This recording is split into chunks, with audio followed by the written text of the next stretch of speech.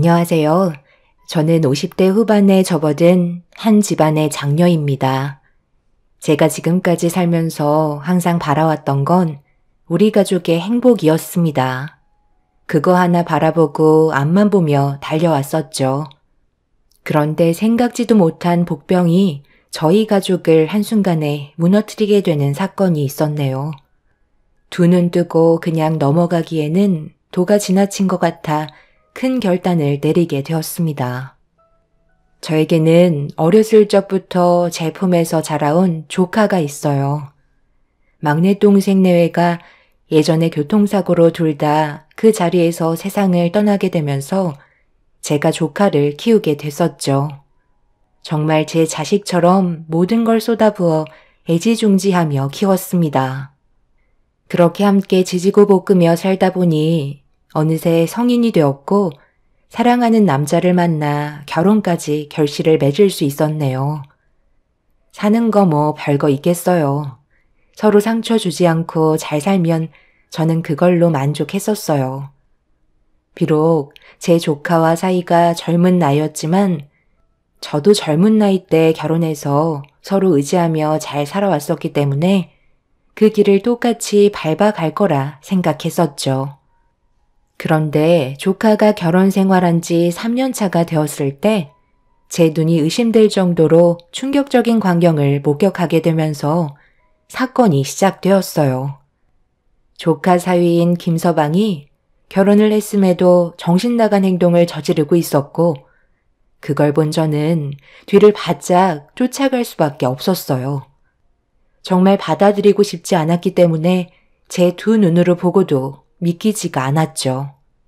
하지만 믿고 싶지 않았던 장면은 모든 걸 확실하게 만들면서 제 가슴은 철렁 내려앉고 말았습니다.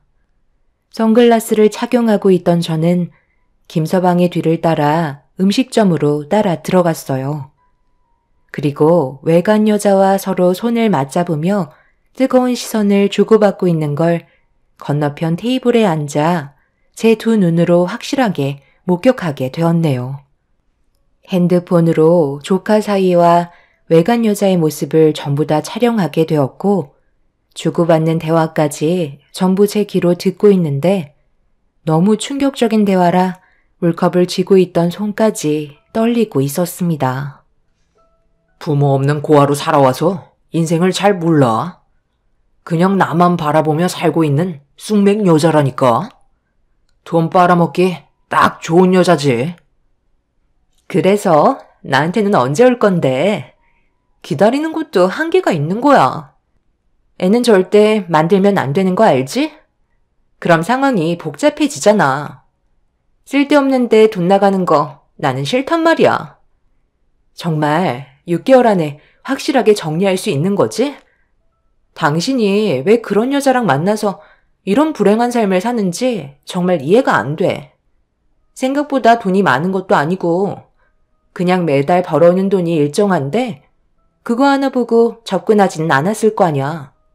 확실히 뭔가 있는 거지? 나한테는 말해줘도 되잖아. 그 여자 왜 붙잡고 있는 건데?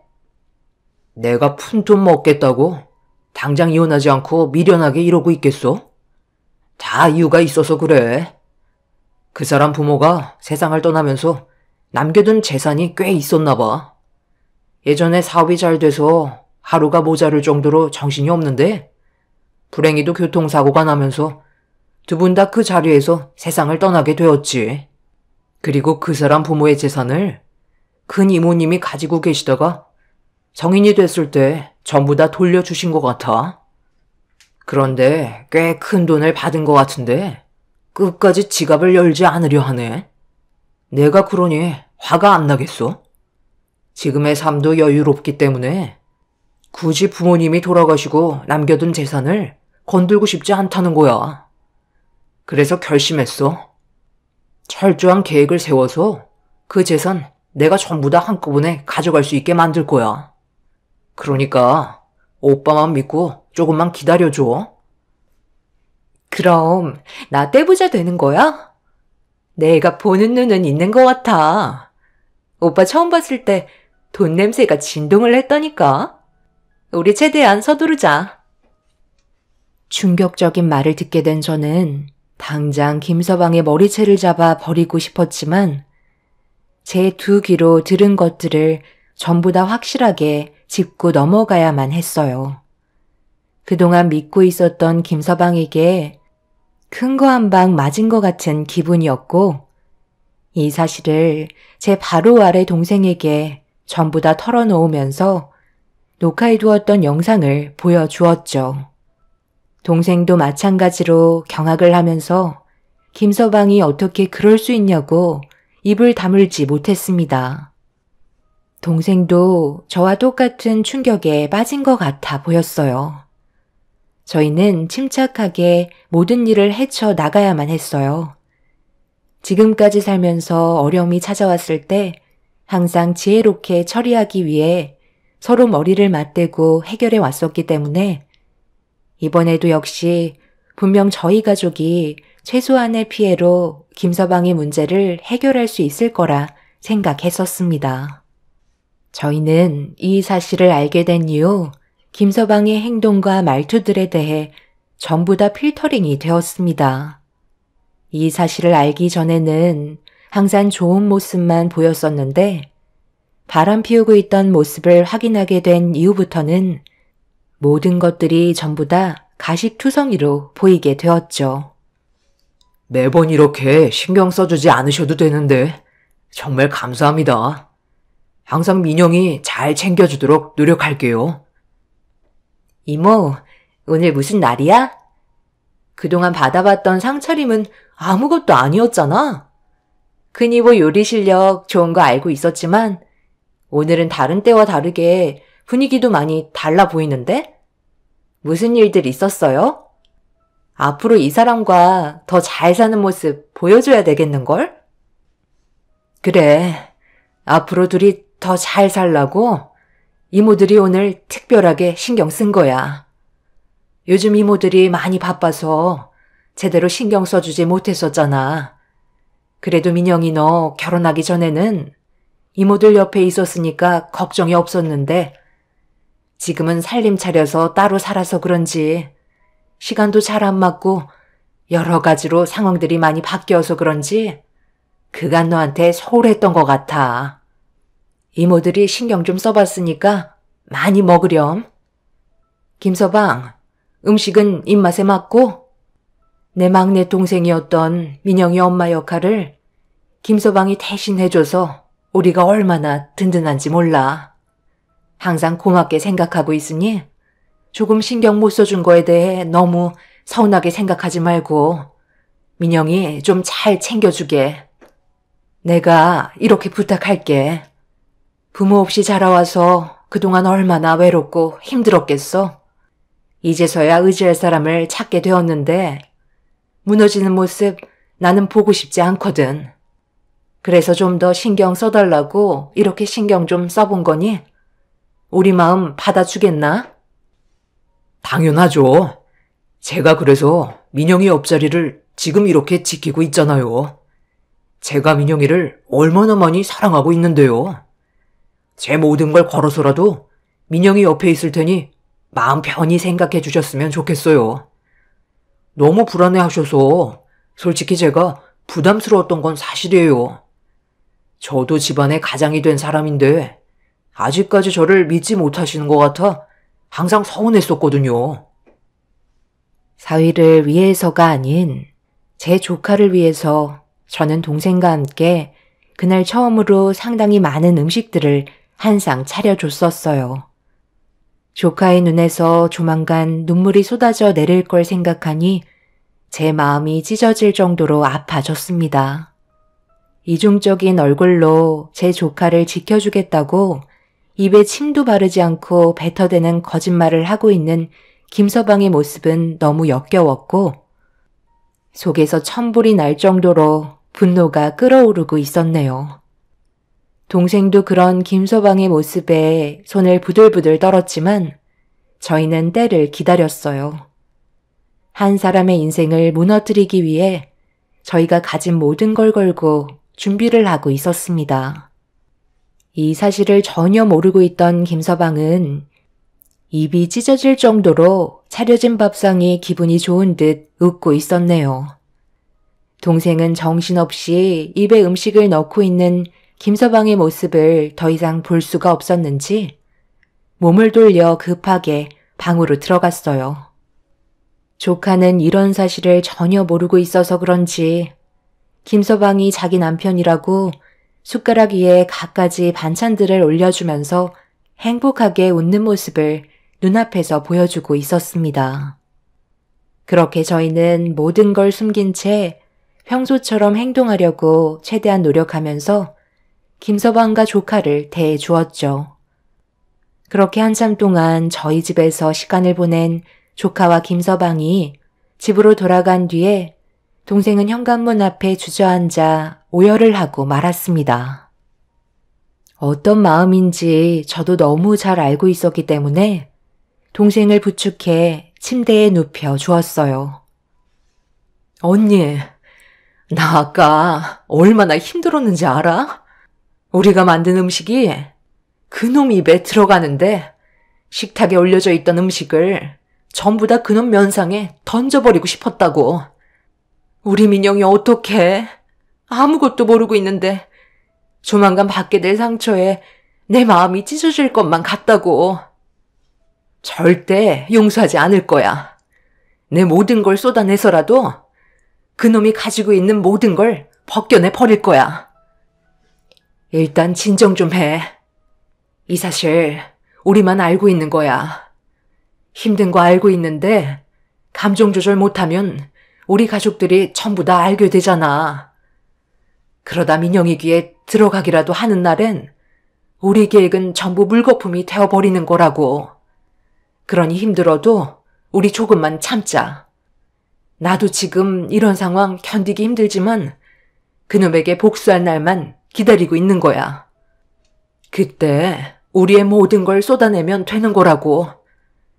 민영이 눈에 눈물을 흘리게 하면 그놈의 눈은 피눈물 흘리게 만들 거니까 조금만 견뎌내자.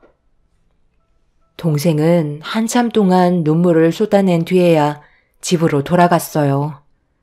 그날 이후 저희는 조카 사이의 모든 행동들을 전부 하나도 빠짐없이 보고받고 있었습니다. 금전적인 지출이 상당했었지만 저희에겐 그게 중요한 게 아니었어요. 그동안 제 딸처럼 키워왔었기 때문에 조카가 받은 상처보다 몇 배는 더 큰 상처로 되돌려주고 싶었네요. 그렇게 하나하나 증거물들이 쌓이면서 저희가 계획했던 일들도 하나둘 준비가 되어가고 있었습니다. 어느 정도 마무리가 되어갈 때쯤 조카한테 전화가 왔어요. 그런데 생각보다 조카 사이가 저희보다 빠르게 움직이고 있길래 일단 상황을 막는 게 좋을 것 같아 핑계를 대기 시작했죠. 이모, 나 이번 주말에 그이랑 함께 동해바다 보고 오기로 했거든? 이왕 간 김에 이모 필요한 거 있으면 돌아오는 길에 사오면 좋을 것 같은데. 뭐 필요한 거 있어? 작은 이모는 필요한 게 없다고 하던데 그래도 뭐 좀 사오는 게 좋을 것 같아서. 민영아, 이번 여행 꼭 가야겠어? 지금 작은 이모가 상황이 별로 좋지 않아. 나중에 시간 될 때 다시 가면 좋을 것 같은데. 작은 이모한테 무슨 일 생기기라도 한 거야? 저번에 식사 초대 받았을 때 작은 이모 표정도 안 좋아 보이던데. 내가 괜히 오버하는 것 같아서 기분 좋은 날 분위기 망치기 싫어서 아무 말도 하지 않고 있었거든. 작은 이모한테 무슨 일 있는 거지? 그게 너희 작은 이모가 몸에 문제가 생겼어. 암이래. 그것도 췌장암. 그래서 최근에 병원에 다녀왔는데 의사가 서둘러 항암 치료받길 권하고 있어. 너한테 이런 말 해주기가 상당히 껄끄러웠고 작은 이모도 너한테 말하지 말라고 걱정시키고 싶지 않다고 나한테 부탁하길래 그동안 말을 안 하고 있었거든. 췌장암이라는 게 암 중에서도 고치기 힘든 병인가 봐. 그래서 거의 가망이 없는 것 같더라고. 병원에 입원을 하지 않겠다고 고집을 부리길래 그것 때문에 지금 분위기가 좋지 않아. 지금 이런 상황을 너한테는 비밀로 하라고 작은 이모가 부탁했지만 입원하지 않겠다는데 어쩌겠어. 너한테 얘기해서라도 입원하는데 설득시켜야지. 그러니 이번에 여행 가는 건 일단 미루는 게 좋을 것 같아. 여행은 언제든지 또 갈 수 있는 거잖아. 조카는 준비되지 않는 말들을 듣게 되면서 엄청난 충격을 받았는지 더 이상 말을 이어가지 못했었어요. 바로 동생 집으로 가겠다는 조카와 전화를 끊은 뒤 급하게 동생에게 전화를 걸어 저도 모르게 했던 거짓말에 대해 설명을 하면서 돌발 상황을 대처할 수밖에 없었어요. 동생은 갑자기 자기가 췌장암 판정을 받은 환자로 연기를 해야 해서 당황스러워했지만 조카가 여행을 떠나지 않게 할 수 있는 방법은 이게 최선이었습니다. 김서방을 미행하면서 알게 된 사실은 상간녀와 대화를 주고받았을 때 강원도 여행을 가는 날이 범행을 저지르는 날이라는 걸 알 수 있었습니다. 그래서 저희도 발빠르게 움직이려 했었는데 조카 사이가 먼저 움직이려 하고 있길래 일단 강원도로 떠나지 않게 하기 위해서는 이게 최선의 방법이었네요. 그렇게 조카는 제 동생이 있는 집으로 출발을 하게 되었고 저도 급하게 움직이기 시작했어요. 그렇게 모두가 한자리에 모여 슬퍼하고 있었지만 단 한 사람, 김서방만 지금의 상황에 불만을 가지고 있었는지 표정 관리가 되지 않고 있었어요. 아무래도 계획에 차질이 생겼으니 당연히 기분이 좋지 않았겠죠. 저는 더 이상 시간 끌 필요도 없고 조카의 안전을 위해서 모두가 한자리에 모였을 때 그동안 준비하고 있던 계획을 터뜨리기 위해 조카의 손을 잡으면서 눈물을 쏟아내었습니다. 민영아, 내가 너한테 이런 부탁하는 게 정말 염치 없지만 지금 너희 작은 이모가 집안 사정이 너무 안 좋아. 그래서 병원에 입원하기가 어려운 상황이야. 항암 치료 받는데 돈이 꽤 드는 거 알고 있지? 그런데 이번에 작은 이모가 운영하던 사업도 무너지는 바람에 꽤 많이 빚이 생겼어. 원래 얼마 전에 식사 초대했을 때 그때 얘기하려 했는데 너한테 피해 주는 건 아닌 것 같아 결국 말을 할 수가 없었지만 지금 상황이 너무 안 좋아져서 어쩔 수 없이 얘기해야 될 것 같아. 내 막내 동생이었던 너희 엄마가 남기고 간 재산 있잖아. 그게 좀 필요할 것 같은데 미안하지만 이모를 위해서 도와줄 수 있겠니? 당연히 그렇게 해줄 수 있죠. 작은 이모가 다시 예전처럼 건강한 몸으로 회복이 될 수 있다면 내가 가진 전부도 드릴 수 있어요. 잠깐만. 그게 당신 나랑 한마디 상의도 없이 그게 무슨 말이야? 그 많은 재산을 치료하는데 전부 다 사용하겠다는 거야? 췌장암은 항암 치료를 받아도 완치 판정을 받기 힘든 암이라고. 민영이를 키워주셨더라도 이건 아니지 않아요? 이건 그냥 돈을 버리는 거나 마찬가지라고요. 나는 집안의 가장이고 당신 남편으로서 이건 반대할 수밖에 없을 것 같아. 내가 벌어서 모은 돈도 아니고 부모님께서 남겨두신 재산이야. 지금까지 사용하지 않고 가지고 있었던 건 혹시 모를 일들을 위해서 허튼 데 쓰지 않고 있었던 거라고. 당연히 필요한데 사용하는 건데 당신이 왜 하지 말라고 막아서는 거야? 나는 당신 남편이야. 다른 것도 아니고 돈 문제인데 당연히 개입할 수밖에 없는 문제라고. 우리 앞날에 꼭 필요한 돈을 희망 없는 곳에 투자하고 싶지 않아. 어차피 췌장암 걸리면 가망이 없다는 거 당신도 주변에서 많이 들어와서 알잖아. 부모 없이 자라와서 판단이 잘 안 서는 거야? 당신은 나를 믿어야 되는 거라고. 만약 그 돈을 항암 치료하는데 전부 사용하겠다면 내 말을 무시한다고 생각하고 당신이랑 정리하겠소. 한두 푼도 아닌데 지금 그걸 전부 다 쏟아붓겠다는 게 말이 된다고 생각해? 조카 사위가 반대하는 말이 끝나기도 전에 민영이는 사위의 얼굴에 손을 올려 붙였어요. 실망한 듯한 눈빛으로 자기 남편을 바라보고 있었습니다. 조카는 사위한테 한치의 고민도 하지 않고 자기가 내린 결정에 반대하겠다면 갈라설 마음도 있다며 더욱더 강하게 나왔어요. 지금까지 저와 동생이 조카를 친딸처럼 키워왔기 때문에 저희를 부모로 생각한 거나 다름없었죠. 그래서 조카는 사위의 반대 입장을 강하게 거부 의사를 밝혔습니다. 그렇게 되자 순식간에 분위기는 안 좋아졌고 저도 어느 정도 분위기가 고조된 걸 확인한 이후에 제가 그동안 모아두었던 증거 자료들을 전부 다 꺼내 놓았어요. 무작정 조카한테 사위가 바람 피운다고 말했다면 분명 그에 따른 상처가 너무 컸겠지만 어느 정도 사위한테 안 좋은 감정이 들어간 상태에서 왜 반대를 하고 있는지 이유를 알게 된다면 아무런 준비가 되어 있지 않은 채 받는 상처보다 덜할 것 같아 이런 식으로 계획을 꾸미게 된 거였죠. 그래서 1차적으로 사위 앞에서 상간녀와 함께 나누었던 녹음된 내용을 들려주었고 그때부터 사위의 안색이 안 좋아지기 시작했습니다.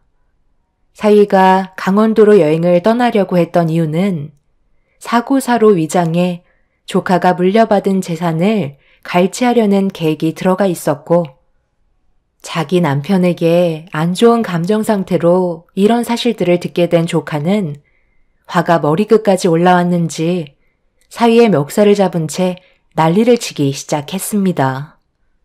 그리고 그동안 조카 외에 상간녀와 만남을 가졌던 모든 증거물들을 사위 앞에 던져 보이면서 앞으로 피눈물 나는 인생을 선사해 주겠다며 그 자리에서 핸드폰을 들어 전화를 걸었습니다. 그리고 잠시 뒤 초인종이 울렸고 현관문을 여는 순간 조카 사위는 경악을 하고 말았네요. 너 지금 이게 뭐 하는 짓이야? 내가 가지고 있는 이 모든 것들이 전부 다 뭐냐고? 나한테 결혼 허락해달라고 애원하더니만 이런 끔찍한 일을 저질러? 네가 지금 무슨 일을 저질렀는지 알아?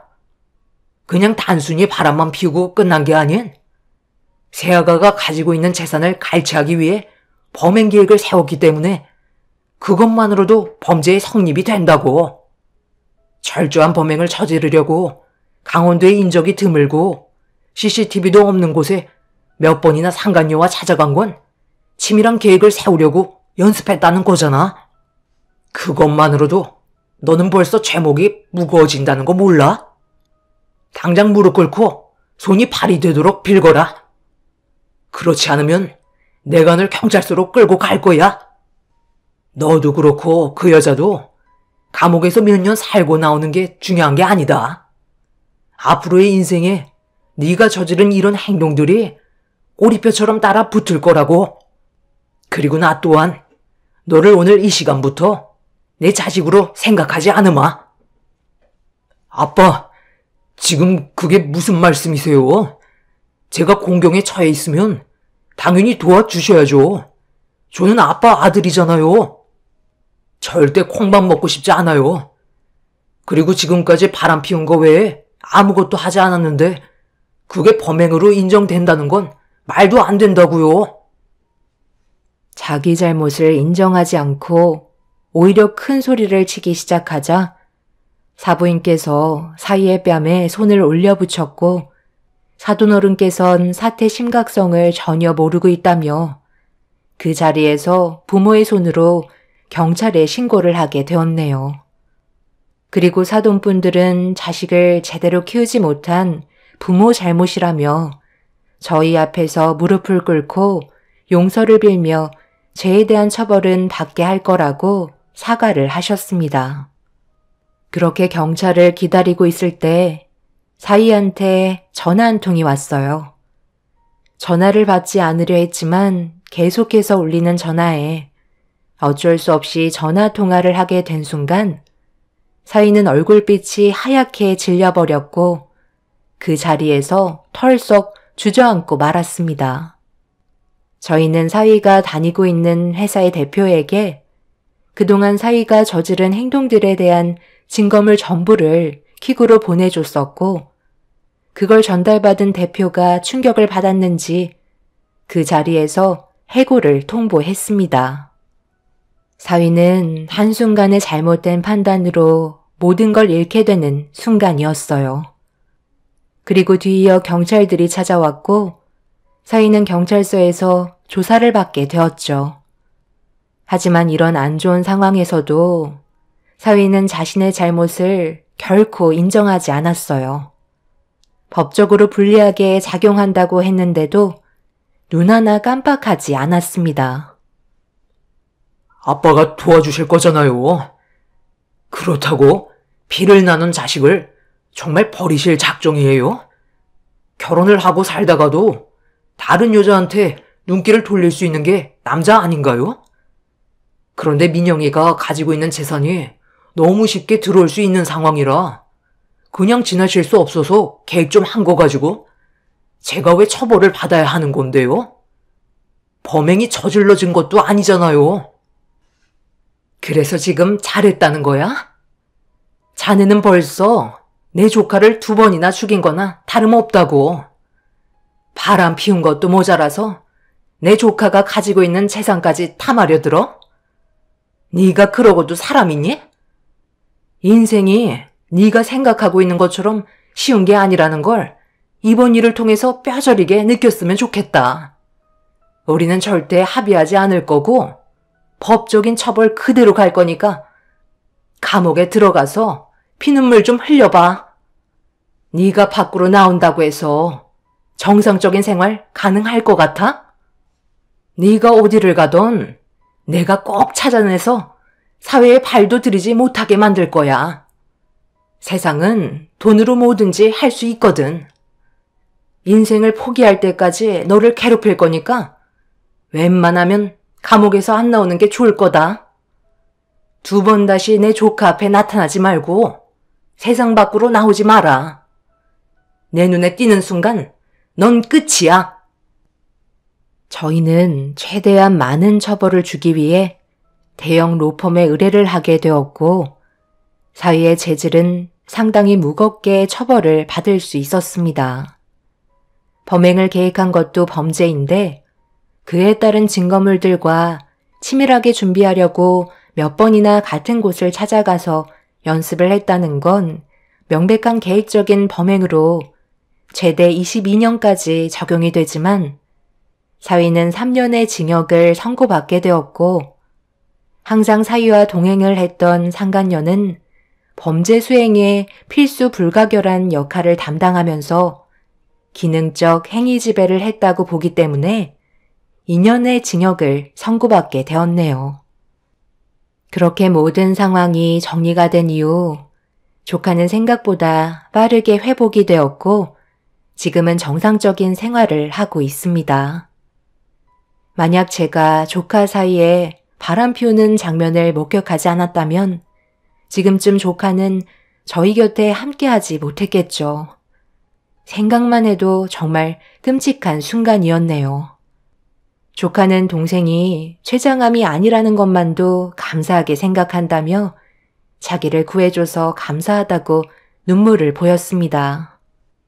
사람은 겉모습만 보곤 알 수 없다고 하더니 정말 그 말이 맞는 것 같아요. 처음 사위가 인사하러 왔을 때 정말 착해 보였고 제 조카만 사랑해 줄 거라고 생각했었는데 저희가 모르는 이중적인 모습에 너무 큰 충격에 빠졌었습니다. 조카가 회복이 빨라 저희도 지금은 안심이 되지만 그놈이 감옥에서 나와 분을 품고 또 다른 문제를 일으키는 건 아닌지 그게 좀 걱정이 되긴 하네요. 사돈 어른께서 제가 걱정하고 있는 문제들은 신경 쓰이지 않게 안에서 해결한다고 하셨지만 그래도 불안한 마음은 떨쳐낼 수가 없네요. 그놈이 감옥에서 나오기 전에 어떻게 대처해야 할지 고민입니다. 여러분들께서 앞으로 저희 가족이 어떻게 행동하면 좋을지 의견 주시면 정말 많은 도움이 될 것 같네요. 제 사연 들어주신 분들 감사합니다. 안녕하세요. 저는 인천에 살고 있는 30대 초반 여자입니다. 결혼한 지 얼마 되지 않아 충격적인 일을 겪게 되었는데요. 불과 몇 달 전까지만 해도 엄마가 즐겨 들으시던 사연 방송에 도움을 받아보고자 이렇게 글을 쓰게 되었습니다.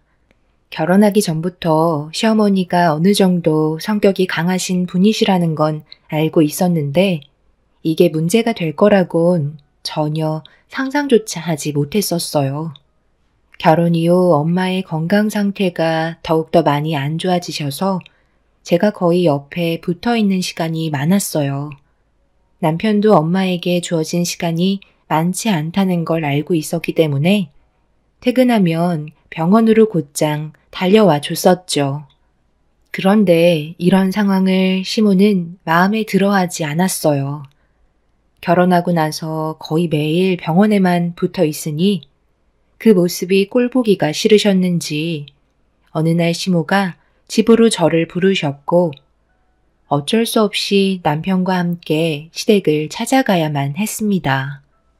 시모는 화가 많이 나셨는지 현관문을 열고 들어가자마자 저에게 삿대질을 하시면서 며느리 역할을 제대로 하지 않아 마음에 들지 않는다고 병원에 가는 횟수를 줄이라고 집안이 떠나갈 정도로 목소리를 높이셨습니다. 시모의 말에 너무 어이가 없어서 그 말을 따를 수 없다고 했어요. 그래서 지금 내 말을 따르지 않겠다는 거니? 사부인이 아무리 병원에서 암투병하고 계시다곤 하지만 그래도 그렇지. 하루도 빠짐없이 매일 병원에서 시간을 보내는 게 말이 된다고 생각하니? 너는 내가 눈에 안 보이는 거야?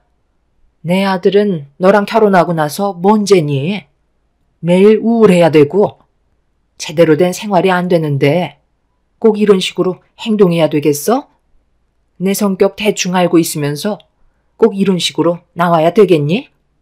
일주일에 2번만 병원에 가도록 해라. 어차피 갈 사람은 가게 되어 있다. 어머님, 말이 너무 심하신 것 같아요. 입장을 바꿔서 생각해 보세요. 어머님이 암투병 하시면서 시간이 얼마 남지 않으셨는데 제가 이 사람한테 일주일에 2번만 어머님 뵈러 가라고 하면 안 서운하시겠어요?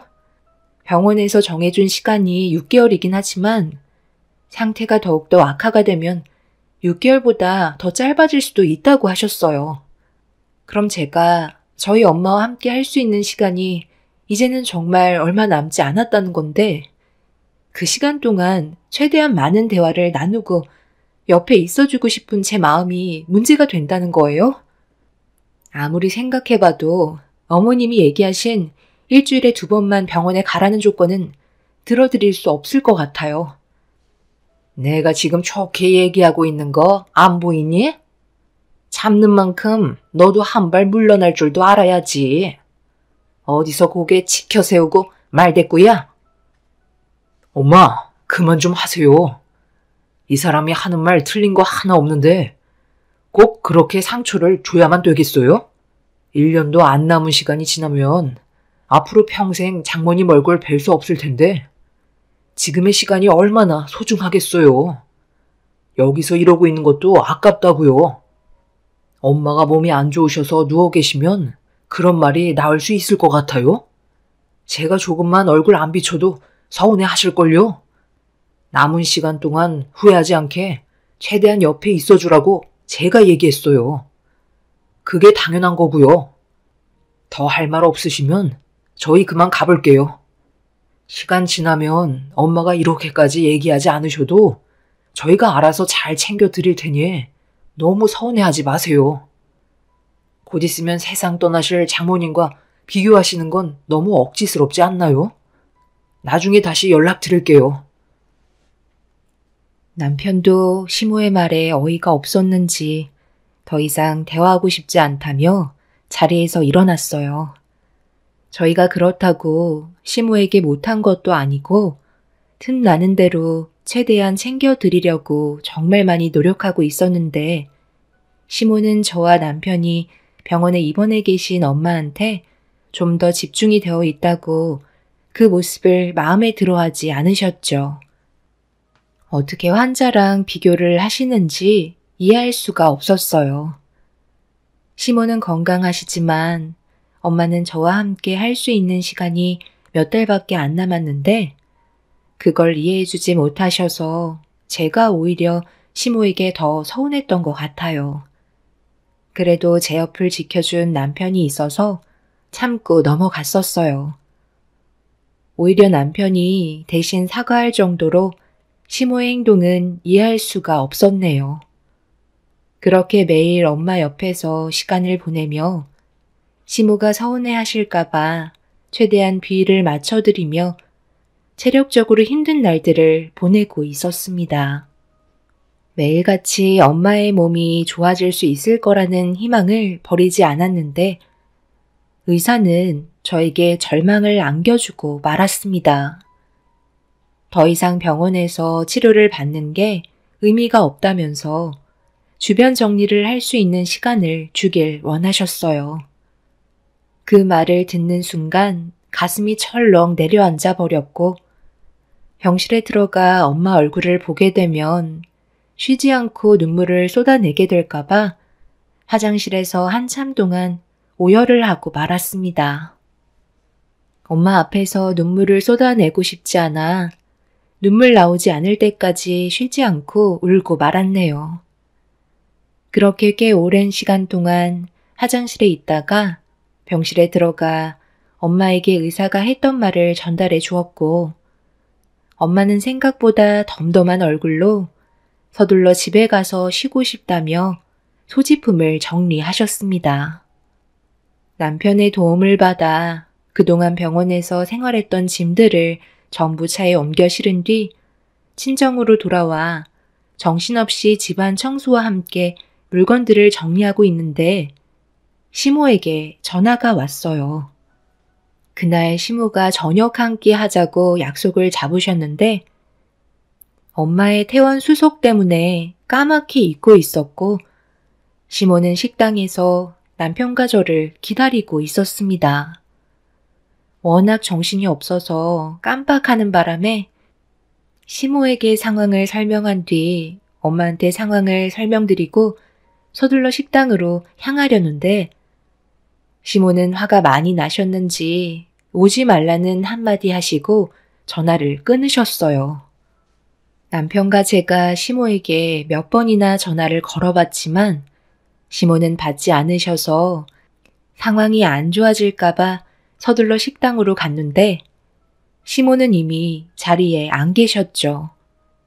결국 시댁에 들어가니 시모가 붉어진 얼굴로 고개를 돌리고 계셨습니다. 어머님, 죄송해요. 아까도 말씀드렸지만 오늘 엄마가 병원에서 퇴원을 하셨거든요. 그래서 정신없이 움직이다 보니 깜빡하고 말았어요. 지금이라도 저희 나가서 외식해요. 기분 많이 상하셨어요? 다음부터는 이런 일 없도록 할게요. 내가 아무리 생각해봐도 이건 정말 아닌 것 같거든?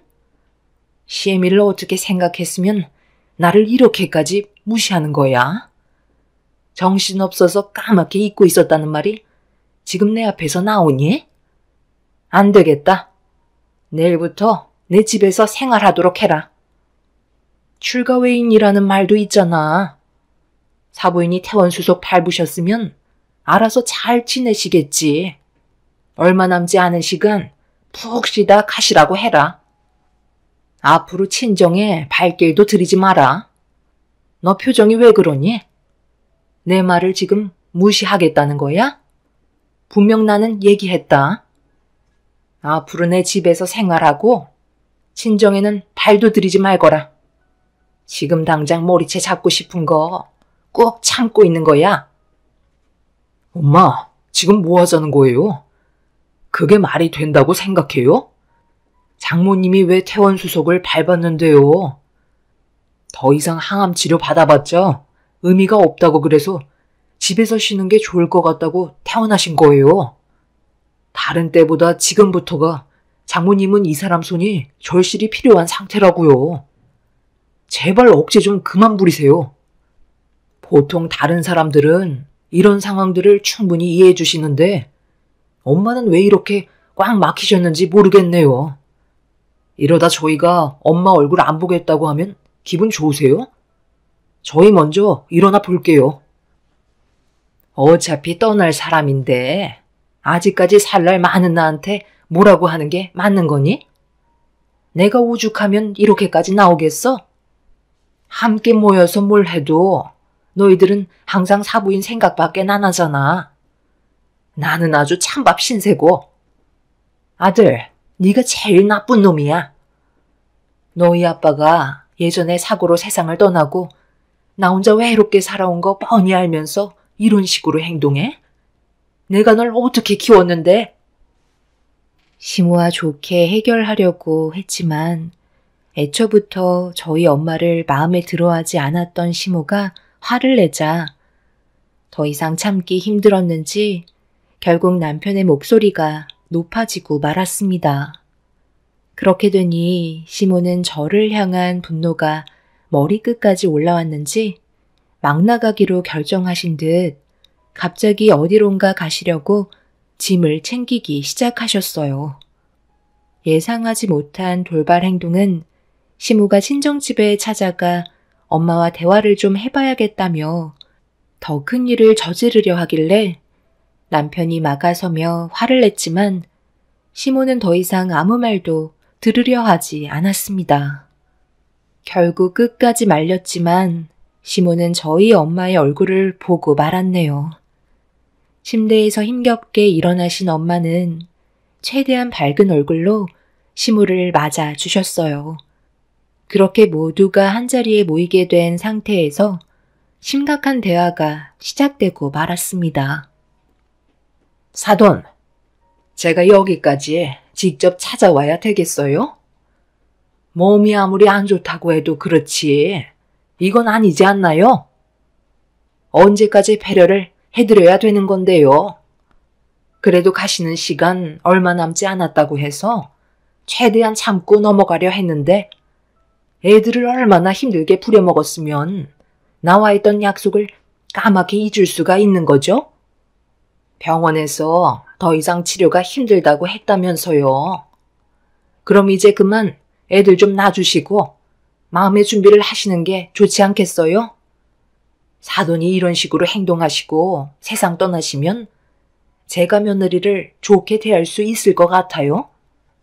앞으로 저희 집에서 살기로 했으니 사돈도 이제 제 아들과 며느리 보고 그만 오라고 했으면 좋겠네요. 언제까지 질질 끌며 명줄을 잡고 있을 건데요. 얼마 남지 않았다면서 생각보다 꽤 오랜 시간 버티고 계시잖아요. 저도 애들 앞에서 얼굴 붉히고 싶지 않으니까 이 자리에서 딱 얘기해 주세요. 정말 죄송합니다. 제가 몸이 성치 않아서 저 때문에 가정의 불화를 만들었네요. 제 딸이 많이 부족하지만 그래도 잘 좀 부탁드리겠습니다. 윤지 아빠가 곁을 일찍 떠나는 바람에 그동안 정말 외롭게 자라왔었어요. 그래서 더욱더 그런 것 같네요. 그렇게 따지면 저도 종국이 아빠가 일찍 떠나서 빈자리까지 채워주느라 얼마나 힘들게 살아왔었는데요. 그리고 그만큼 저도 제 아들한테 의지했던 부분들이 많은데 사돈 건강이 안 좋다는 말에 저에 대한 관심은 조금도 주지 않고 전부 다 사돈을 향해 쏟고 있으니 제가 속이 안 터지겠어요? 이렇게 살라고 그동안 힘들게 키운 것도 아닌데 언제 떠날지 모를 사돈 수발 들면서 곁에 머물러 있는 건 엄마인 제가 더는 두 눈 뜨고 볼 수 없을 것 같네요. 제가 이런 말 해서 기분 좋진 않겠지만 저도 사돈 때문에 마음의 상처 정말 많이 받았었어요. 여기까지만 하는 걸로 합시다. 앞으로 며느리는 저희 집에서 생활하는 걸로 할게요. 아들과 단둘이 살다가 빈 공간이 생기니 제 마음이 너무 공허하네요. 제 말 무슨 뜻인지 아시겠죠? 엄마 정말 이렇게까지 하셔야겠어요? 왜 끝을 안 좋게 만드시는 건데요? 그동안 살면서 오늘이 엄마한테 제일 큰 실망을 했어요. 남편은 생각 없이 막말을 뱉어대는 시모에게 실망을 많이 했는지 감정 조절을 하지 못하고 자리를 박차고 일어나 시모에게 화를 내고 말았습니다. 엄마도 상처를 많이 받으셨는지 고개만 떨군 채 힘겹게 버티고 계셨어요. 남편은 저희 엄마를 부축해드리면서 더 이상 시모의 말을 들을 필요도 없다며 침대에 눕혀 드렸습니다. 급격하게 스트레스를 받으셨는지 고통스러워 하시길래 서둘러 약을 드린 뒤 방문을 닫은 다음 이성을 잃어버린 저는 시모에게 당장 나가라고 소리를 질렀습니다. 남편은 시모를 일으켜 세운 뒤 강제로 밖으로 내쫓았어요. 집 밖에서도 저와 엄마한테 한참 동안 막말을 퍼부으신 뒤 집으로 돌아가셨고 겨우 상황을 정리할 수 있었죠. 시모가 다녀간 그날 이후 엄마의 건강 상태는 급격하게 안 좋아지셨고 결국 제 옆에서 오랜 시간 함께하지 못한 채 세상을 떠나시고 마셨습니다. 엄마의 마지막 순간을 보면서 그동안 못해드렸던 생각만 떠올라 하염없이 눈물을 흘리며 과거에 엄마한테 상처 줬던 행동들이 저를 너무 괴롭게 만들었어요. 옆에 있었을 때는 몰랐는데 제 곁을 떠나게 되시니 좋은 기억보다 제가 엄마한테 못난 행동만 보였던 모습만 떠올랐습니다. 엄마와 함께 할 수 있는 주어진 시간은 정해져 있었던 거였는데 왜 옆에 있었을 때는 알지 못했을까요? 100번, 1000번 후회하고 다시 돌아와 달라고 외쳐 불렀지만 엄마는 더 이상 저를 안아주지 않으셨네요. 그렇게 맨정신이 아닌 상태에서 엄마의 장례를 치르고 있는데 이 소식을 들은 시모가 늦은 저녁이 되어서야 장례식장에 모습을 나타냈어요.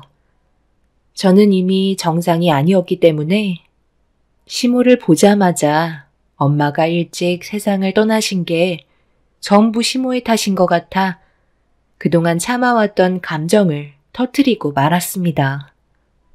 장례식장이 떠나갈 정도로 소리치며 엄마가 세상 떠난 게 전부 다 시모 탓이라고 목이 터져라 화를 냈네요. 이게 왜 내 탓이니? 갈 때가 됐으니까 간 것뿐인데 내가 명을 재촉했다는 건 너무 억지 아니야? 어차피 병원에서도 더 이상 손을 쓰지 못해서 퇴원시킨 걸 왜 나한테 탓을 돌리고 그래? 내 잘못 조금도 없으니 장례식장에서 그만 소리치거라. 참으시는 거 조금도 참지 그러셨어요. 저희 엄마한테 시간이 많지 않다는 거 모르시는 것도 아니시면서 꼭 그렇게까지 하셨어야 됐어요? 저희 엄마가 편히 눈을 감으셨겠냐고요. 저는 오늘 이 시간 이후로 어머님의 며느리를 하지 않겠어요. 그래서 지금 나랑 인연을 끊어내기라도 하겠다는 거니? 갈 사람은 어차피 가게 되어 있는 건데 끝까지 가보자는 거야? 시모도 더는 화를 참기 힘드셨는지 얼굴을 붉히시며 저에게 쉬지 않고 막말을 퍼부으셨어요. 결국 장례식장은 난장판이 되었고 남편은 시모와 저를 말리면서 안 좋은 상황을 수습하려 했지만 둘 다 이성을 잃어버린 터라 남편으로는 역부족이었습니다. 그렇게 엄마 영정사진 앞에서 몸싸움이 벌어졌고 시모와 저는 더 이상 좋은 관계로 발전할 수 있는 건 아무것도 없었습니다. 서로에게 상처를 주기 위해 막말을 주고받던 도중 시모는 저희 엄마가 세상 떠난 목숨값인 부의금으로 시댁 집안을 리모델링 해야겠다면서 갑자기 부의금함에 있던 돈 봉투를 전부 다 꺼내어 시모의 가방 안에 집어넣기 시작했어요. 엄마, 지금 뭐 하시는 거예요? 한두 살 드신 것도 아니면서 왜 애들처럼 행동하세요? 가방 이리 돌려주세요. 너 보고 온 사람들도 있는데 내가 왜 이 돈을 돌려줘야 하는 건데? 우리 집 하도 오래돼서 언제 한번 리모델링 하려 했었는데 이번 기회에 이 돈으로 싹 다 고쳐야 되겠다. 시애미가 부의금 알아서 쓰겠다는데 지금 나한테 대들려는 거니? 그럼 지금 어머님 모습이 정상적인 사람이 보이는 행동이라고 생각하세요? 마지막으로 기회를 드릴 테니 그만하시고 내려놓으세요. 그리고 조용히 돌아가시면 더 이상 아무 일도 만들지 않을게요. 하지만 더 나가신다면 저도 이제는 참지 못할 것 같아요. 끝까지 갈 테니까 그때 가서 후회하지 마시고 그만 부의금 내려놓으세요. 예, 너 정말 웃긴다. 그렇게 나온다고 내가 꼬리 내릴 줄 아니? 여기 있는 부의금 전부 다 털어서 오래된 집 좀 리모델링 하겠다는데 며느리가 그 정도는 해줄 수 있잖아? 어차피 너희 사부인 목숨값인데 좋은 데 쓰는 게 좋지 않겠어? 이렇게까진 안 하려 했는데 어머님은 끝까지 저를 실망시키시네요. 오늘 이 시간 이후 이 사람은 어머님과 인연 끊게 될 거예요. 저는 휴게실에서 5단으로 된 문서함을 시모 앞에 쏟아내었고 바닥으로 수많은 서류가 펼쳐지자 떨어진 서류를 남편이 확인한 순간 온몸을 부들부들 떨기 시작했어요. 시모는 경악을 하며 그 자리에서 벗어나기 위해 도망치려 하자 남편이 뒤쫓아가서 들고 있던 서류를 보여주면서 어떻게 된 거냐고 소리치자 시모는 남편 앞에 무릎을 꿇고 눈물을 흘리면서 용서를 구했어요. 하지만 그냥 넘어가기에는 너무 큰 사건이라 시모를 용서할 수는 없었습니다. 시모는 엄마의 몸이 좋지 않다는 걸 알게 된 이후부터 남편과 저 몰래 엄마에게 따로 접근하고 있었어요. 그리고 강제적으로 계속해서 엄마한테 생명보험에 가입하라며 시모가 알고 있는 보험사가 불법적으로 가입을 해줄 수 있다고 끊임없이 설득을 하고 있었습니다.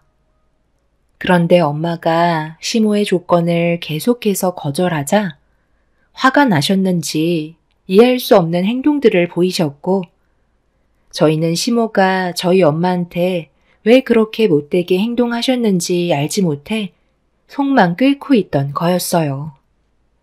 시모는 자식들을 위해서라도 보험 가입을 해야 된다면서 엄마를 시도 때도 없이 괴롭히자 서둘러 입원을 하셨고 제가 옆을 지키고 있게 되자 쉽게 접근하지 못한 시모는 속만 끓고 있게 된 거였네요.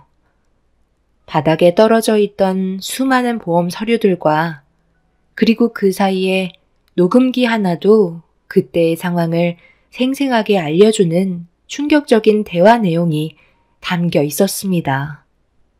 시모는 엄마에게 온갖 막말을 퍼부으셨었죠.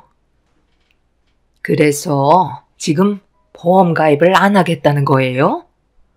그래도 어느 정도는 머리가 있을 줄 알았는데 완전 앞뒤가 꽉 막힌 사람이네. 내가 알고 있는 보험사 직원이 생명보험 지급받을 수 있게 조작해서 가입시켜줄 수 있다고 하는데 그걸 왜 마다하시는 거예요? 제가 눈을 감고 생명보험금이 들어온다 한들 나중에는 모든 게 밝혀질 텐데 그렇게 되면 제 딸과 사이가 곤란해질 거 아니에요. 그리고 제 입장이 뭐가 되겠어요? 세상 떠나서까지 욕보이고 싶지 않네요. 생명보험금 없어도 지금 애들 잘 지내고 있습니다. 그래서 끝까지 보험 가입을 하지 않겠다? 그럼 내가 앞으로 며느리한테 어떻게 할 것 같아요? 시집살이가 뭔지 보여줘야 가입하시겠어요? 사돈은 세상 떠나면 그만이지만 남아있는 며느리는 저에게 온갖 시련을 다 겪어야 하는데 편히 눈 감으실 수 있겠어요? 좋게 웃으면서 서류 넘겨드릴 때 사인하세요. 괜히 제 입에서 막말 나오면 저도 불편하고 사돈도 많이 불편하지 않겠어요? 목숨값으로 우리 가족들 잘 먹고 잘 살겠다는데 그만 고집 부리고 사인하세요.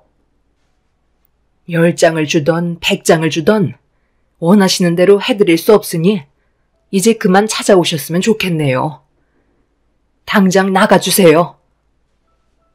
시모와 엄마가 나눈 대화는 저와 남편에게 너무 큰 충격을 안겨주었고 시모는 화가 머리끝까지 올라온 남편에게 변명을 늘어놓기 시작했어요. 하지만 이미 시모의 잘못된 행동은 주워 담을 수 없었습니다. 거기에 또 하나 알게 된 사실은 시모가 엄마처럼 몸이 좋지 않은 사람들에게 똑같이 접근해서 보험사 직원과 함께 보험금을 뒤에서 챙기고 있었다는 걸 엄마와 대화를 나누면서 걱정하지 않아도 된다며 지금까지 그렇게 해왔다고 시모의 범행을 전부 다 밝히고 있었습니다. 그래서 지금 어쩌려고? 경찰에 신고라도 하게? 나는 다 너희들을 위해 계획한 거밖에 없었다고. 왜 내 말을 못 믿는 거야? 내가 이렇게까지 용서를 구한 건 앞으로 잘 살아보자는 의미에서 그런 거지. 세상 떠난 사돈에게 보험 가입시키려고 접근한 점에 대해 용서를 구한 게 아니라는 거야. 살짝만 조작하면 꽤 큰 돈이 들어오는데 그걸 마다할 이유가 없잖아. 한두 번 해본 것도 아니고 지금까지 걸리지 않고 잘 살아왔는데 그게 뭐가 두렵다는 건지 내 속을 얼마나 많이 뒤집었는지 아니? 그래서 지금 엄마의 행동이 합당하다는 거예요? 잘못됐다는 걸 알면서도 걸리지 않았으니까 계속해서 몰래 해왔다는 거잖아요. 그런데 이제 어쩌죠? 제가 전부 다 알아버렸고 자식 입장에서 엄마를 안 좋은 길로 계속 걸어가게 하는 건 용납할 수가 없겠어요. 그래서 지금 나를 콩밥이라도 먹이기라도 하겠다는 거야? 아들, 엄마가 이 나이에 교도소에 들어갔으면 좋겠어? 잘못을 하셨으면 당연히 그에 따른 처벌을 받으셔야죠. 어머님이 하신 행동들이 잘된 건 아니잖아요? 지금 경찰 불렀으니 잠시 뒤 도착할 거예요. 어머님은 저희 엄마가 최대한 빨리 세상 떠나길 바라고 계셨었나 봐요. 정말 사람의 사악함은 끝도 없는 것 같아요. 저도 어머님이 처벌 받으실 때까지 멈추지 않을 거니까 끝까지 한번 해보자고요. 절대 용서하지 않겠어요. 시모는 무엇을 잘못했는지 전혀 인지하지 못하고 계셨어요. 결국 경찰들이 장례식장에 나타나게 되면서 상황은 종료가 되었습니다. 현재 시모는 범행을 저지른 사람과 함께 법적인 처벌을 받기 위해 구치소에서 대기하고 있는 중이지만 시모는 저와 남편에게 잘못된 부분에 대해 진심으로 용서를 구하지 않고 계세요. 남편은 차라리 잘 됐다면서 두 번 다시 얼굴 보고 싶지도 않고 시모가 세상을 떠나도 장례식장에 나타나지 않을 거라며 인연을 끊겠다고 확실하게 마음을 먹은 것 같습니다. 사람이 이렇게까지 악할 거라곤 상상조차 하지 못했는데 눈앞에 현실로 펼쳐지니 너무 큰 충격을 받았죠. 엄마가 시모 때문에 그동안 얼마나 마음고생이 심하셨으면 마지막 가시는 길에 녹음 기록과 증거 서류들을 남기고 가셨을지 생각하면 최대한 무거운 처벌을 받았으면 좋겠어요. 앞으로 남편과 함께 살아가는 동안 시모가 법적인 처벌을 받고 다시 사회로 복귀한다 해도 절대 얼굴 뵐 일은 없을 것 같네요. 평생 혼자 사시다 보면 언젠가 뼈저리게 느끼게 되는 일이 분명 찾아오겠죠. 앞으로 평생 땅을 치며 살아가셨으면 좋겠어요. 제 사연을 들어주신 여러분들, 오늘 하루 힘내시고 언제나 좋은 일들만 가득하시길 바랍니다. 감사합니다. 안녕하세요. 저는 하나뿐인 아들을 위해 쉬지 않고 달려온 50대 후반의 여자입니다. 최근에 병원을 다녀오게 되었는데요. 이유는 시부의 연세가 많으시다 보니 건강의 악화는 자연스럽게 뒤따라오게 되었습니다. 저희 가족과 함께 할 수 있는 시간이 얼마 남지 않았다는 게 마음이 아프고 힘들어 하시는 시부의 모습을 보면 많은 생각을 가지게 됩니다. 지금까지 정말 치열하게 살아오신 분이셨고 호랑이 같은 성격을 가지셨던 시부가 기력이 약해지셔서 한마디 말조차 하기 힘드실 정도로 괴로워하시니 안타깝기만 하네요. 언제나 저희 옆에 계실 줄 알았는데 시간은 매정하게도 시부를 붙잡아주지 않았습니다. 시부가 세상을 떠나면 앞으로 또 다른 전개가 펼쳐지겠지만 곧 세상을 떠나시게 될 시부의 희생이 헛되지 않게 최선을 다해 살아가려 합니다. 제가 여기에 사연을 신청하게 된 건 그동안 남편이 저희 가족에게 어떻게 했는지 여러분들께 고발하고 싶어 글을 쓰게 되었어요. 제가 처음 이 사실을 알게 된 건 고등학생이었던 아들이 어느 날 울면서 집에 들어왔어요. 아직 학교에 있어야 할 시간이라 저도 당황스러워서 무슨 일이 있었냐고 물어보는 순간 남편에게 전화를 걸었고 그때부터 사건이 시작되었죠. 남편은 아무렇지도 않은 듯 저에게 아들을 중퇴시켰다고 충격적인 말을 건넸어요. 지금 뭐 하는 짓이야? 학교 잘 다니고 있는 애를 갑자기 중퇴시키면 어쩌자는 건데? 나와 한마디 상의도 없었잖아. 그걸 왜 내가 당신과 상의를 해야 되는 건데?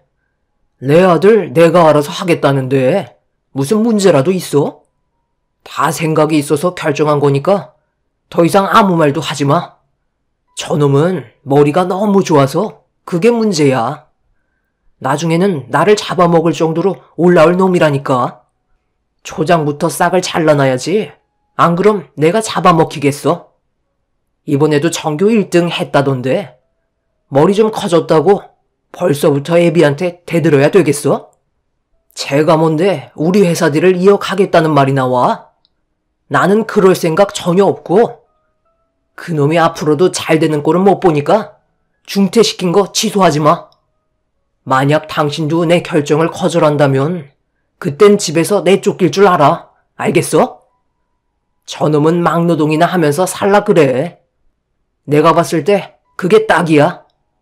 그리고 오늘 집에 안 들어가니까 그런 줄 알아. 언제부터인가 남편의 행동에 이상함을 느꼈지만 크게 문제 삼지 않았었어요.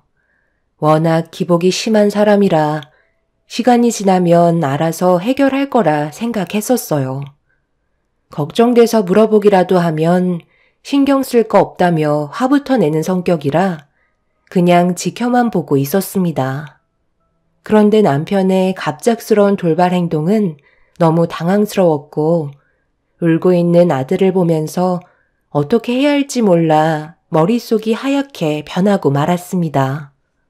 그 사이 학교 담임 선생님한테 전화가 와서 받아보니 남편이 교장을 만나 바로 중퇴 처리를 해서 충격을 받은 제 아들을 걱정하고 있었습니다. 학교에서도 많이 놀란 듯 보였어요. 전교 1등 하던 제 아들이 갑자기 중퇴를 하게 되는 돌발 상황이 생겼으니 당황스럽긴 마찬가지였겠죠. 일단 중퇴 처리를 취소하는 게 좋을 것 같아 담임에게 취소 처리해달라고 얘기했는데 이 문제가 남편과 교장과의 단둘이 진행된 사항이라 담임이 관여할 수 있는 문제 아니라며 직접 학교로 찾아와 교장과 상담을 하는 게 좋을 것 같다고 방법을 알려주었죠. 그래서 학교로 찾아가 교장을 만나려 했지만 남편은 여러 가지 상황들이 발생될까봐 교장에게 조치를 취해 놓은 상태라 제가 할 수 있는 건 아무것도 없었습니다. 교장은 저를 전혀 만나주려 하지 않고 있었어요. 결국 아무것도 해결되지 않은 채 집으로 돌아왔는데 아들 방이 조용하길래 조심스럽게 문을 열어보니 이런 안 좋은 상황 속에서도 제가 해결해 줄 거라고 믿고 있었는지 공부에 집중을 하고 있었네요. 상황이 더 악화되기 전에 서둘러 해결하는 게 좋을 것 같아 일단 시어머니께 전화를 걸었고 남편이 한 돌발 행동에 대해서 침착하게 대화로 풀어나갔습니다. 그런데 묵묵히 듣고 계셨던 시모가 한마디를 하셨는데 이해할 수 없는 말들을 늘어놓기 시작하셨어요. 제 입장에서는 많이 당황스러웠고 할 말을 잃게 되었죠. 그래서 나보고 어떻게 해달라는 건데? 내가 무슨 힘이 있겠어? 지금까지 살면서 아들의 결정에 대해 토단 적 한 번도 없었는데 괜히 나섰다가 나까지 피해오면 네가 책임질 거니? 내 아들이 아무 생각 없이 그런 행동을 저질렀겠어? 그래서 안 도와주시겠다는 건가요? 하나뿐인 어머님 손자가 지금 그이 때문에 중퇴를 당했다고요. 이게 얼마나 심각한 문제인지 모르셔서 그런 무책임한 말씀을 아무렇지도 않게 꺼내시는 건가요? 제발 그 사람 설득 좀 시켜주세요. 나는 싫다. 내 손까지 넘어오게 하지 마라. 그리고 손자가 많던 적던 아들 말 안 들었다가 집안 난리 나는 걸 보고 싶지 않으니까 그냥 현실을 받아들이거라. 아니면 검정고시 보던가. 찾아보면 방법은 많이 있잖니? 괜히 일 크게 만들지 마라. 지금 그 말씀이 가족을 위한 길이라고 생각하시는 건 아니시죠? 어머님 정말 실망이네요. 다시는 연락하지 않겠어요. 그러든지 말든지 너 알아서 해라. 나는 뭐 네가 며느리로서 마음에 들어서 여태까지 끼고 살았는 줄 아니? 시모는 제 부탁을 들어주려 하지 않으셨어요. 남편의 성격이 워낙 욱하는 성질이 있어서 혹시라도 시모가 도와주셨다가 남편이 분노를 하면 아무도 말릴 수가 없다는 걸 원치 않으셨는지 아예 귀를 닫으셨습니다. 거기에다가 저를 며느리로서 마음에 들어하지 않았기 때문에 제 부탁을 들어주려 하지 않으셨어요. 결국 이런 상황이 오게 되니 제가 할 수 있는 건 아무것도 없는 것 같아 답답한 마음에 눈물을 쏟아내고 있는데 전화 한 통이 울렸고 번호를 확인해 보니 시부가 해외 일정을 마치고 한국으로 복귀를 하셨어요. 가족 아무도 전화를 받지 않아서 걱정되는 마음에 저한테 전화를 하신 거였죠. 몇 년간 해외로 이주한 회사를 안정권으로 만들기 위해서 한동안 시부의 얼굴을 뵌 적이 없었습니다. 시부의 목소리를 듣자마자 좀 전에 있었던 서러웠던 상황들이 북받쳐 올라왔는지 오열을 하게 되었고 시부는 전화를 하시자마자 많이 당황스러웠는지 제가 왜 눈물을 쏟아내고 있는지에 대해 설명을 듣길 원하고 계셨습니다. 그래서 하나하나 천천히 설명해 나가자 묵묵히 듣고 계셨던 시부는 화가 많이 나셨는지 저보고 시댁으로 서둘러 와주길 바라셨어요. 저는 시부의 말대로 아들과 함께 시댁을 찾았어요. 그렇게 현관문 앞에 다가가 초인종을 누르려는데 시부의 언성 높은 목소리가 현관문 밖에까지 전부 생생하게 전달되고 있었습니다. 시모는 저에게 했던 행동들에 대해 어쩔 수 없는 선택이었다고 용서를 구하고 계셨어요. 하지만 시부는 어른으로서 아랫사람에게 본이 되지 못하는 행동을 한 부분에 대해 용서하지 않으셨죠. 그렇다고 며느리가 전화해서 문제를 해결해달라고 부탁한 걸 거절해? 혼자서 감당하기 힘들 것 같으면 나한테 전화 한 통이라도 할 수 있었던 거 아니야? 내가 분명 얘기했지만 며느리가 오면 보자마자 당신 잘못부터 인정해. 만약 내가 시키는 대로 하지 않는다면 당신도 이 집에서 당장 쫓겨날 줄 알아? 여태까지 손가락 하나 까딱하지 않게 풍족할 정도로 살게 해줬는데 이 정도도 혼자 해결하지 못해서 며느리의 눈에 눈물을 흘리게 만들어? 당신은 내 인생에 조금도 도움이 안 돼. 시부는 화가 머리끝까지 올라오신 것 같아 보였어요. 해외로 떠나시기 전 제 아들한테도 정말 잘 대해주셨었는데 몇 년간 해외로 가신 이후 시댁 식구들의 행동은 저에게 조금도 행복감을 주지 않았고 전혀 다른 모습을 보여주었습니다. 시부모님께서 얼굴을 더 붉히시기 전에 서둘러 초인종을 누르는 순간 엘리베이터에서 남편이 모습을 드러내었고 제가 현관문 앞에 서 있는 모습을 본 남편은 안 좋은 분위기로 저를 노려보고 있었습니다. 그렇게 남편은 저를 밀치고 현관문을 활짝 열더니 아무렇지도 않은 듯 집으로 들어가길래 저와 아들도 그 뒤를 따랐습니다. 시부모님은 붉어진 얼굴로 저희 부부를 바라보았고 시부는 이미 화가 머리끝까지 올라오신 상태셨기 때문에 남편의 얼굴을 보자마자 삿대질을 하면서 언성을 높이셨어요. 그리고 제 아들이 남편으로 인해 중퇴를 당해야만 했던 상황을 다시 바로잡길 원하셨죠. 너 지금 학교 잘 다니고 있는 선민이한테 무슨 짓을 저지른 거야?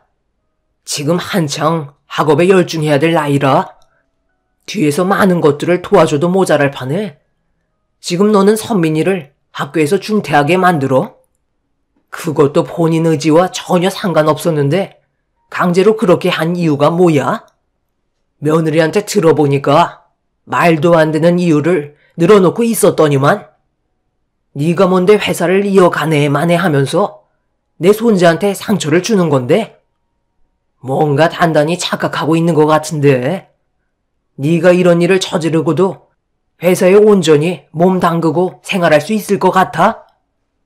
고작 내 아들이라는 이유 하나로 낙하산 탔으면 남들 입에 오르내리지 않게 잘 처신을 해야 되는 건데 네가 직접 집안 망신을 다 시키면 되겠어? 마지막으로 좋게 얘기할 때 제자리로 돌려놓거라. 그렇게 하지 않으면 그땐 말 안 해도 잘 알지? 10원 하나 물려줄 마음 없으니 생각 잘해야 될 거다. 너 말고도 회사 운영해줄 사람 회사에 넘쳐난다.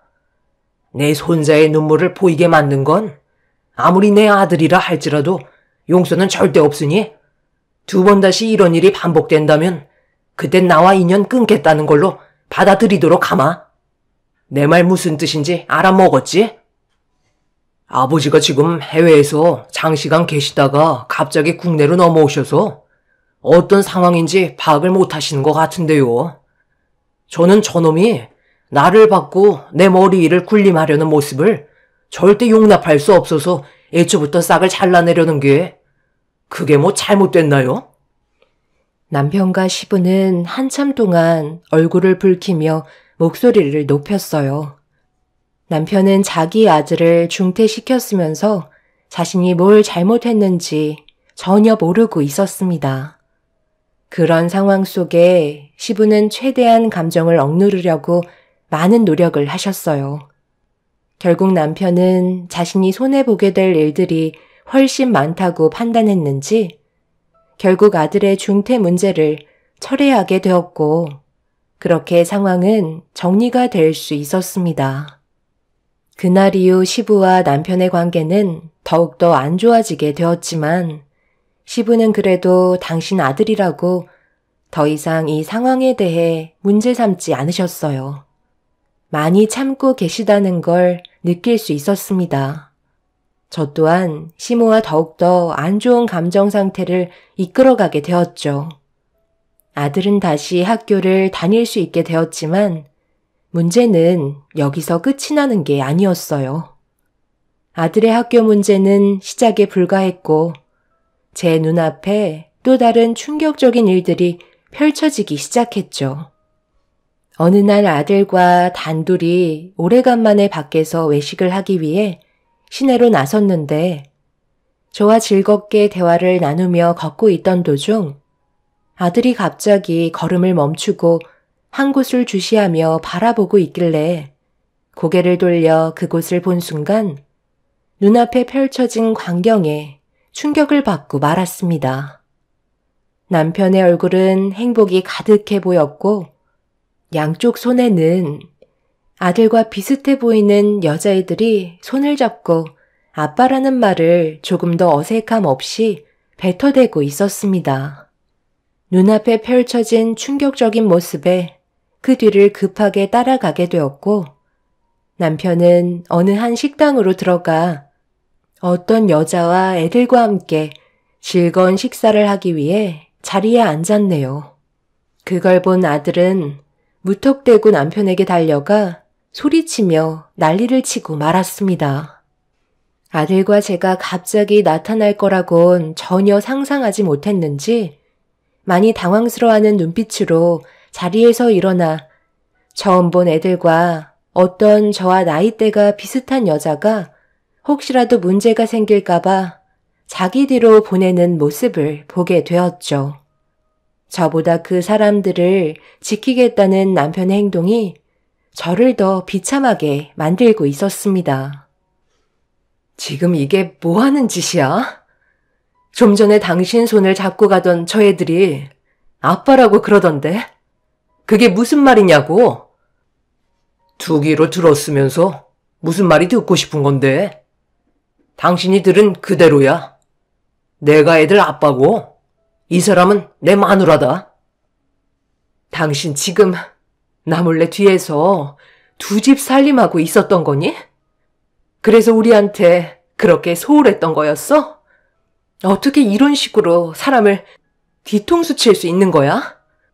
내가 지금 두 눈으로 본 이 상황을 그냥 넘어갈 거라 생각하는 건 아니지? 저 여자애들 선민이랑 나이대도 비슷해 보이는데 그동안 나 몰래 이런 생활하니까 기분 좋았니? 저 여자애들이 온갖 애교 부리면서 아빠라고 하니 무뚝뚝한 내 아들이 꼴보기 싫었겠지. 당신은 정말 까도 사람 놀래키는 재주 하나는 타고난 것 같다. 지금 내가 두 눈으로 본 이 상황은 절대 그냥 넘어가지 않을 거야. 그리고 너희들 모두 눈에서 피눈물 흘릴 날이 분명 찾아올 거다. 무슨 말을 그리 무섭게 하는 거야? 우리 딸들이 지금 당신 때문에 떨고 있잖아. 어차피 모든 사실을 알았는데 화낼 필요가 뭐가 있어? 그냥 현실을 받아들여. 이왕 이렇게 된 거 여기서 결정 짓는 것도 나쁘지 않겠네. 이제 나랑 그만하자. 솔직히 나도 두 집 살림하는 거 그동안 쉽지 않았거든. 우리 딸들한테 떳떳하지도 않아서 내 마음이 얼마나 안 좋았는데. 돈 걱정은 하지 마. 원하는 만큼 줄 테니까. 그런데 이혼을 하지 않겠다고 한다면 앞으로 모든 지원을 전부 다 막아버리고 내쫓아 버릴 거니까 그런 비참한 모습 당신 아들한테 보여주고 싶지 않으면 그냥 쥐어주는 돈 가지고 돌아가는 게 좋을 거야. 그렇게 해요. 그동안 많이 해 드셨잖아요. 이제 저희도 좀 떳떳하게 지내고 싶다고요. 솔직히 두 사람 사이도 안 좋으면서 뭐하러 질질 끌고 가며 살아요? 그냥 이혼하자는 것도 아니고 돈 주겠다는데 나 같으면 바로 위자료 받고 각자 살 길 갈 것 같네요. 첩주제에 지금 내 앞에서 뭐라고 짓거리는 거야? 내가 아직까지 이성의 끈을 놓지 않고 있는 것만도 감사하게 생각해. 한 번만 더 선 넘는 행동하면 머리들 전부 다 뽑아 버릴 줄 알아. 이 문제는 당신이랑 단둘이 해결할 문제는 아닌 것 같다. 조금 있다가 시부모님 댁으로 당장 튀어와. 원하는 대로 가겠다면 제대로 된 절차를 밟아야 하지 않겠어? 한번 갈 때까지 가보자고. 아들은 눈앞에 펼쳐진 광경을 믿고 싶지 않았는지 상당히 괴로워하고 있었어요. 오래 있어봤자 아들의 정신건강에 문제가 생길 것 같아 그 자리에서 급하게 빠져나왔습니다. 그리고 저는 시댁으로 걸음을 옮겼고 시부모님께서는 연락도 없이 찾아온 저와 아들이 괴로워하는 표정을 보이자 많이 당황하신 듯 급하게 집으로 들여보내줬네요. 시부모님께서는 무슨 일이 있었냐고 물어보셨고 한참의 고민 끝에 결국 좀 전에 두 눈으로 목격한 일들에 대해 전부 다 털어놓고 말았습니다. 그 말을 듣고 계셨던 시부모님께서 입을 다물지 못하셨고 시모는 시부의 표정을 살피며 걱정을 하고 있었습니다. 시부는 가정에 충실한 분이셨기 때문에 절대 상상조차 할 수 없는 일들을 남편이 저질러 버려서 많이 놀라셨고 분노하고 계신 모습을 볼 수 있었죠. 누가 봐도 정상적이지 않은 남편의 행동은 절대 용서받지 못할 너무 큰 죄였습니다. 지금까지 가정을 위해 희생한 저에게 엄청난 배신을 안겨준 남편이 무너지는 걸 보고 싶었어요. 그런데 시부가 자리에서 일어나시더니 괴로워하며 한숨을 쉬고 있는 제 아들을 따로 데리고 방으로 들어가셨어요. 너는 생각이 있는 거니? 이런 심각한 일을 무턱대고 찾아와서는 일을 버려놓으면 어쩌자는 거야? 이 문제는 너희들이 알아서 해결하면 될 것을. 이제 어쩔 거야? 너는 뭘 원하길래 무작정 벌려만 놓는 거냐고. 저번에 선민이 중퇴 문제 때문에 너희 시아버지가 지금 내 아들을 얼마나 펴르고 있는지 아니? 네가 눈치도 없고 하는 짓들이 마음에 안 드니까 내 아들이 다른 여자와 두 집 살림을 했던 거다. 내조도 잘하고 여우 같은 짓 좀 해야 남자들이 우리에서 튕겨나가지 않는 건데 너는 기도 너무 세고 집안의 가장을 떠받들 생각은 하지 않고 잡아먹을 생각만 하고 있으니 내 아들이 온전히 집에 머무르겠냐고. 어머님이 저희 부부 사이를 얼마나 잘 아신다고 그러세요? 지금까지 단 한 번도 그 일을 위해서 안 한 일이 없었어요. 하지만 그이는 저에게 항상 부족한 점들만 얘기하며 가정부 취급만 했었다고요. 이런 상황 속에 제가 뭘 더 할 수 있겠어요? 가족을 위해 쉬지 않고 달려온 저에게 고생한다는 말 한마디 해준 적 없고 하나부터 열까지 전부 다 지적만 하는 그런 인간한테 제가 뭘 더 해줄 수 있냐고요. 처음에는 저 좋다고 따라다니면서 죽는 신용까지 하던 그 사람이 지금은 제가 죽길 바라고 있겠죠. 그런데 저는 절대 그렇게 해줄 수 없어요. 제 두 눈으로 그이가 무너지는 걸 똑똑히 보고 눈 감을 거라고요. 얘가 지금 말하는 것 봐라. 너 아주 우리 집안을 말아먹을 작정이구나. 내가 이래서 너희 결혼 반대했던 거야. 이참에 잘 됐네. 새로운 며느리 받아들이고 너는 이제 우리 집에서 내쳐야 되겠다. 나는 내 아들 편이니 그런 줄 알거라. 그렇게 하시던지요. 어머님이 제 편이 되어줄 거라는 거 조금도 기대하지 않았어요. 누가 무너지는지 한번 보자고요. 시모는 제가 더욱더 강하게 나오자 많이 당황했는지 더 이상 말을 이어나가지 못하고 계셨어요. 지금의 상황에서 엎어치나 매치나 좋아질 거 하나 없기 때문에 저도 더 이상 시모에게 좋은 모습 보여드리려 애쓸 필요 없다 생각했네요.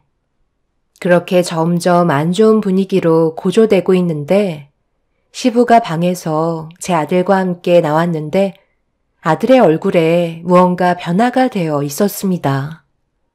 시부는 남편이 전화를 받지 않는 걸로 봐선 집에 들어올 것 같지 않다며 나중에 다시 대화를 하던지 남편이 시댁에 들어오면 그때 다시 연락 주겠다고 저희를 돌려보내셨어요.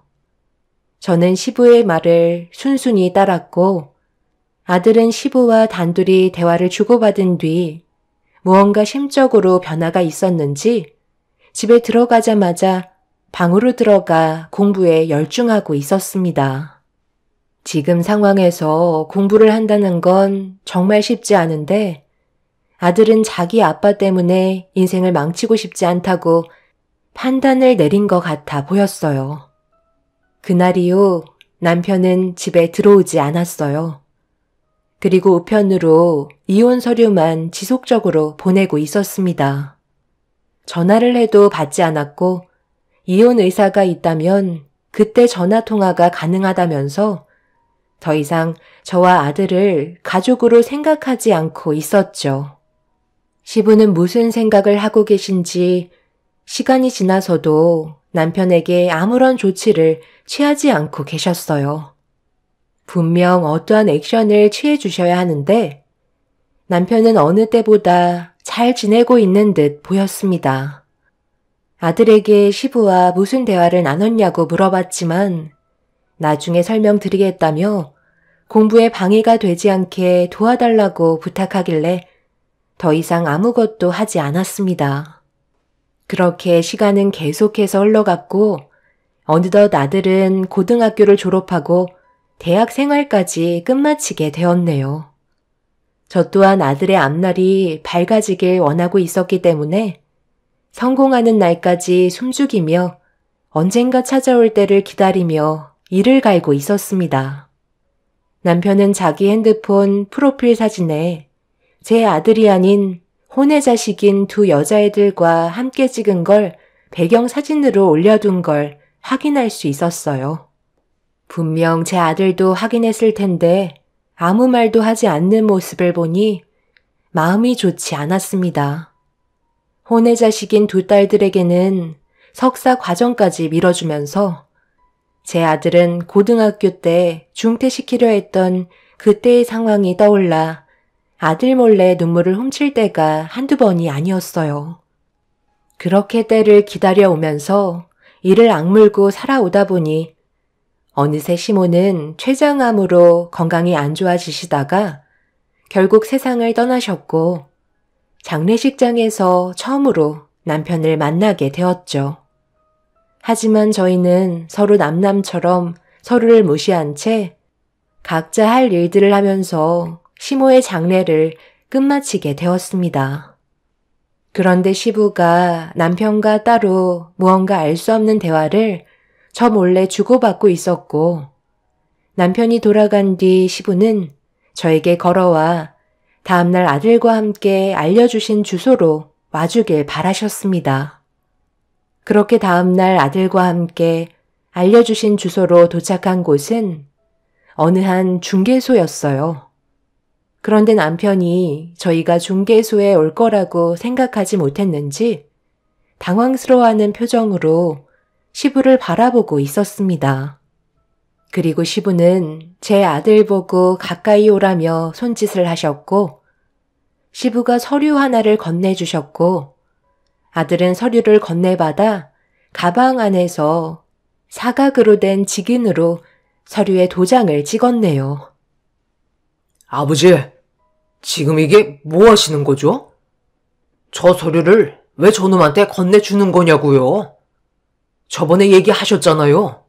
저 건물은 이제 제 소유가 된다면서요. 그런데 저와 한마디 상의도 없이 왜 제 아들에게 회사 건물을 넘겨주냐고요? 지금 아버지가 하신 행동이 무얼 뜻하는지 알고 행동하신 거죠? 회사 운영권을 지금 제 아들에게 넘겨준 거잖아요. 저한테 뭘 원하시는 건데요? 몰라서 물어? 선민이가 어렸을 적에는 힘이 없어서 아무것도 하지 못했지만 지금은 회사 대표로 너보다 더 큰 힘이 생겼다. 우리 회사 임원들 전부 두 집 살림하면서 가족을 버린 너보다 그동안 착실하게 자신의 길을 위해 앞만 달려온 내 손자가 대표 자리에 더욱더 적합하다고 모두가 비밀리에 추첨을 했고 만장일치의 결과를 얻게 됐다. 이제 선민이가 우리 회사 대표고 나는 앞으로 선민이가 잘 헤쳐나갈 수 있도록 앞길을 닦아줄 생각이다. 여기까지가 내가 세운 계획이다. 네가 두 집 살림 하다가 들키게 된 날 그때 선민이와 따로 대화한 게 뭐였는지 알아? 너에 대한 복수를 목표로 달려가라고 얘기했다. 사람이 목표를 달성하기 위해서 여러 가지 목적이 있어야 하는데 선민이한테는 너한테 복수를 하기 위한 준비를 하라고 했지. 그래서 우리 회사의 대표가 되기 위해 지금까지 내 옆에서 준비를 하고 있었고 많은 임원들의 동의를 얻을 수 있었다. 오늘 이 시간 이후로 너한테는 모든 걸 주지 않을 거고 내 손자가 대표가 되면서 구조 조정이 있을 거다. 당연히 너는 우리 회사에서 이제 그만 나가줘야만 될 것 같다. 하지만 되돌릴 수 있는 방법 하나는 있지. 너와 두 집 살림했던 그 가족들 전부를 지금 당장 이 자리로 불러서 무릎 꿇고 손이 발이 되도록 빌거라. 자신의 잘못을 진심으로 다 뉘우치고 가족을 위해 모든 걸 정리한 다음 다시 제자리로 돌아오겠다고 한다면 내가 다시 한번 생각해보마. 하지만 그렇게 하지 않는다면 너와 나의 관계는 오늘로써 끝이다. 시부는 마지막으로 기회를 주셨지만 남편은 시부의 기회를 발로 걷어차며 자기가 꾸린 두 집 살림하던 가족들과 함께 지내면 된다고 남편은 되려 큰소리 치더니 중개소를 뛰쳐나갔네요. 절대 자신의 잘못을 인정하지 않았고 결국 남편은 시부의 회사에서 퇴출이 되고 말았습니다. 그날 이후 저는 남편과 이혼을 하게 되었고 남편은 시부가 가진 재산과 권력보다 자신이 꾸린 또 다른 가족들의 품으로 돌아가게 되었죠. 모든 게 정리가 된 이후 아들은 어느새 대표의 자리에서 회사를 위해 열심히 살아가고 있었어요. 정말 다행인 건 시부가 저와 제 아들을 버리지 않았다는 게 너무 감사했었습니다. 하지만 세월이 흐른 만큼 시부의 건강에 문제가 생겼고 시간이 얼마 남지 않게 되었네요.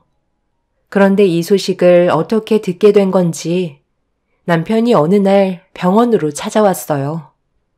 허름한 옷차림에 거짓골을 하고 고개를 떨군 채 저를 찾아왔습니다. 떵떵거리며 모두와의 인연을 끊어버린 남편이 갑자기 찾아온 이유는 가진 거 하나 없이 빈털터리로 빚만 한가득 쌓여 돌아왔는데 알고 보니 대장암 투병 생활을 하고 있었더라고요. 그런데 더 이상 버티기가 힘들었는지 도움을 받으려고 온 거였고 두 집 살림하던 가족들에게 간이며 쓸개며 다 내어주더니 전부 다 남편을 버리고 해외로 떠나버렸다고 하네요. 자신의 잘못을 뉘우치겠다고 살려달라고 애원하고 있는 중입니다. 하지만 저는 더 이상 이 사람에게 미련을 두고 싶지 않아요. 오랜 시간이 지난 만큼 그 사람에 대한 조금의 감정도 남아있지 않은 상태이기 때문에 도와주고 싶지 않습니다. 아직까지 제 아들은 남편이 대장암으로 투병 생활하는 걸 알지 못하고 있어요. 분명 언젠간 알게 되겠지만 미리 알려봤자 좋을 거 하나 없을 것 같네요. 제가 전 남편의 대장암 치료를 도와주지 않는 게 잘못된 건가요? 완치되면 짐이 될 것 같고 또 다른 불행이 찾아올까봐 조금도 도와주고 싶지 않네요. 그렇게 하는 게 벌받는 행동일까요? 여러분들의 의견을 듣고 싶네요. 끝까지 사람 힘들게 하는데 하루빨리 정리됐으면 하는 바람입니다. 제 사연 들어주신 분들 오늘 하루도 힘내시길 바랍니다. 감사합니다.